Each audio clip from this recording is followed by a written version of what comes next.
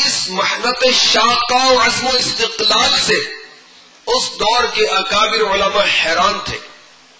اعلیٰ حضرت علی رحمت ربی العزت کے بھائی حضرت ننھے میاں مولانا محمد رضا خان علی رحمت اللہ الحنان فرماتے تھے مولانا امجد علی کام کی مشین ہے، اور وہ بھی ایسی مشین جو کبھی فیل نہ ہو. مصنف بھی، مقرر بھی، فقیہ عصر حاضر بھی، وہ اپنے عام میں تھا ایک ادارہ علم و حکمت کا ادارہ تھے. علم و حکمت کا دیکھ کتنے کام کرتے تھے روزانہ. اپنے وظائف بھی پڑھتے تھے، تلاوت قرآن بھی کرتے تھے، پریس کا کام بھی کرتے تھے، تدریس بھی فرماتے تھے، اور اعلیٰ حضرت کی بارگاہ میں حاضری بھی ہوتی، فتاوی نویسی بھی ہوتی، تحریری کام بھی کرتے. 10 سال تک یہ معمول رہا. اللہ اکبر، اللہ اکبر. اور بھی بزرگوں وہ جدول میں نے پڑھے الحمدللہ. تو ایک کام، ہر کام کے لیے ایک وقت، اور ہر وقت کے لیے ایک کام. ہر کام کے لیے ایک وقت، ہر وقت کے لیے ایک کام. ان کا یہ طریقہ کار تھا. اللہ ہمیں بھی نصیب فرمائے. امیر اہل سنت دعوت برکاتہ العالیہ کو دیکھیے، اوقات کی تقسیم آپ نے کیسے کی ہوئی. آپ کی تحریری مصروفیات بھی ہے، عبادات بھی ہے، بیانات کا سلسلہ بھی ہوتا ہے، اور ہم جیسے جو لاکھوں بلکہ کروڑوں مرید جو ان کے دامن سے وابستہ ہو گئے، ان کی اصلاح، ورائد، اوراد و وظائف، تلاوت، سارے کام کرتے ہیں. اور دیکھیے کہ اتنے قلیل عرصے کے اندر کتنے آپ نے بیانات فرمائے، کتنی تحریریں کی. اوقات کی تقسیم ہے نا، شب و روز کے کاموں کی تقسیم. تو میٹھے میٹھے اسلامی بھائیوں، ہمیں اپنا یومیہ نظام الاوقات بنا لینا چاہیے. کھانے، سونے، اٹھنے، بیٹھنے، جاگنے اور مدنی کام کرنے اور نوکری کرنے وغیرہ کے اوقات طے کر لینے چاہیے. انمول ہیرے امیر اہل سنت کا رسالہ ہے، اس میں امیر اہل سنت ہماری تربیت فرماتے ہیں. سنیے میٹھے میٹھے اسلامی بھائیوں، میرا مشورہ ہے آپ اپنا یومیہ نظام الاوقات ترتیب دے لیں، اپنا ٹائم ٹیبل بنائیں. اولاً عشاء کی نماز پڑھ کر حتی الامکان جلد سو جائیں. رات کو فضول چوپال لگانا، ہوٹلوں کی رونق بڑھانا، دوستوں کی مجلسوں میں وقت گزارنا جبکہ کوئی دینی مصلحت نہ ہو بہت بڑا نقصان ہے. تفسیر روح البیان میں قوم لوط کی تباہ کاریوں میں سے یہ بھی تھا کہ وہ چوراہوں پر بیٹھ کر لوگوں سے ٹھٹھا مسخری کرتے تھے. پیارے اسلامی بھائیوں، خوف خدا عز و جل سے لرز اٹھی. دوست بظاہر کیسے صورت آزار اور خدا عز و جل سے غافل کر دینے والی محفلوں سے توبہ کر لیجیے. رات کو دینی مشاغل سے فارغ ہو کر جلد سو جایا کریں. رات کا آرام دن کے آرام کے مقابلے میں زیادہ صحت بخش ہے اور عین فطرت کا تقاضا بھی. چنانچہ سورۃ القصص میں ارشاد ہوتا ہے وَمِن رَحْمَتِهِ جَعَلَ لَكُمُ اللَّيْلَ وَالنَّهَارَ لِتَسْكُنُوا فِيهِ تَبْتَغُوا مِن فَضْلِهِ وَلَعَلَّكُمْ تَشْكُرُونَ. ترجمہ کنز الایمان. اور اس نے اپنی مہر سے یعنی رحمت سے تمہارے لیے رات اور دن بنائے کہ رات میں آرام اور دن میں اس کا فضل ڈھونڈو، یعنی کسب معاش کرو، اور اس لیے کہ تم حق مانو.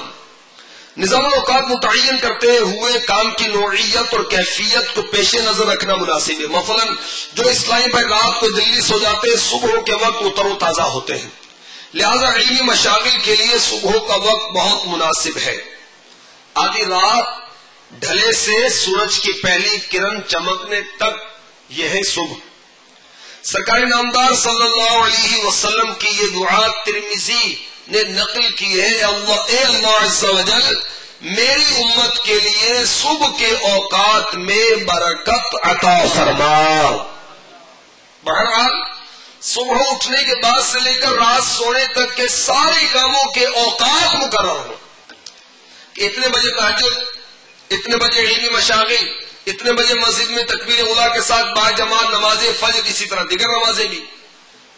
اتنے بجے اشراق، اتنے بجے چاش، اتنے بجے اوابین، اتنے ناشتہ، اتنے بجے کسب معاش، اتنے بجے دوپہر کا کھانا، اتنے بجے گھریلو معاملات، گھر کے کام، شام کے مشاغل، اچھی صحبت. اور اگر 2500 میں اثر نہیں ہے تو تنہائی بہتر ہے. اسلامی بھائیوں سے دینی ضروریات کے تحت ملاقات وغیرہ کے اوقات متعین فرما لیں.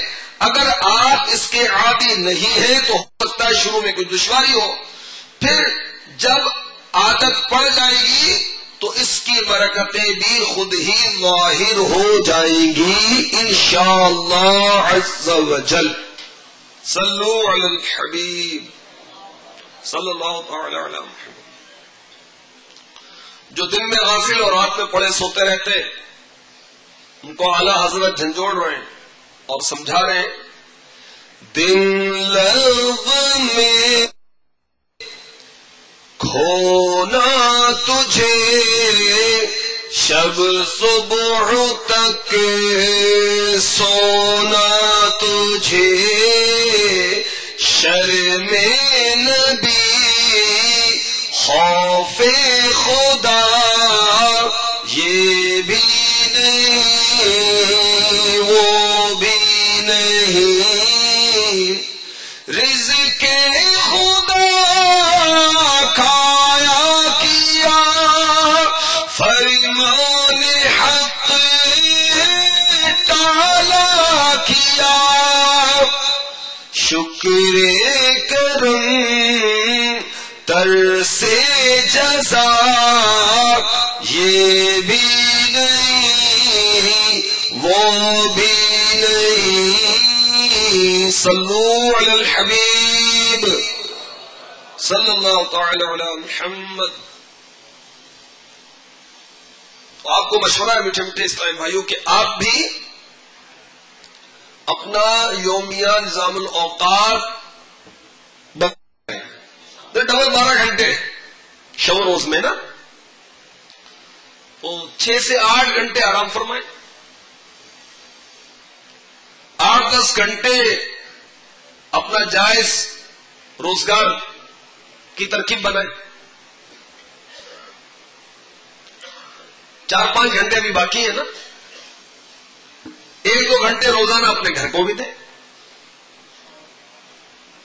اب جو 2-2.5-3 گھنٹے باقی دعوت کو دے دیں. اب اسلامی کو کیسے دیں؟ اپنے من کے مطابق نہیں، اپنی سوچ کے مطابق نہیں، اپنے نگران کے مطابق. میں نے یہ ٹائم میں مثلا عصر تا عشاء دعوت اسلامی کو وقت دے سکتا ہوں، یا کوئی اسلامی میں مغرب تا بعد عشاء 2 گھنٹے ٹائم دے سکتا ہے. تو یہ ٹائم اپنے نگران کو دے دے کہ یہ میرا ٹائم ہے، اس میں دعوت اسلامی کا کام کروں گا. یا پھر شام کو ہر ایک کی مختلف ڈیوٹیز ہیں، مختلف ٹائمنگز ہیں مصروفیت کی.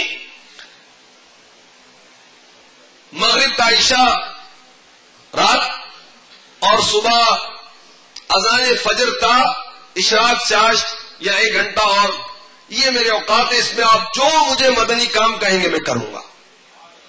اب نگران کی مرضی ہم سے درس دلوائے، مدرسہ مدینہ بالغان پڑھوائے، انفرادی کوشش کروائے، علاقہ دورہ کروائے، انفرادی کوشش کروائے کہ جو روٹے ٹوٹے ان کو مناؤ بھائی، فلاں سے جا کر ملنا ہے، فلاں جو شخصیت ہے اس کے گھر جا کر انفرادی کوشش کریں، فلاں کو جا کر صدائے مدینہ لگا کر اٹھائیں، اس کے گھر پر نوکنگ کر کے اس کو لے کر آئیں. نگران جو ذمہ داری تھے تو اپنا پیشگی جدول بنائیں، 1 دن کا نہیں، کم از کم 30 دن کا بنائیں. ہم دعوت اسلامی والے تو دعوت اسلامی کی شورا نے ہمیں یہ ذہن دیا، امیر سنت نے ذہن دیا ہے کہ جدول بنائیں، اپنا یومیہ نظام الاوقات بنائیں.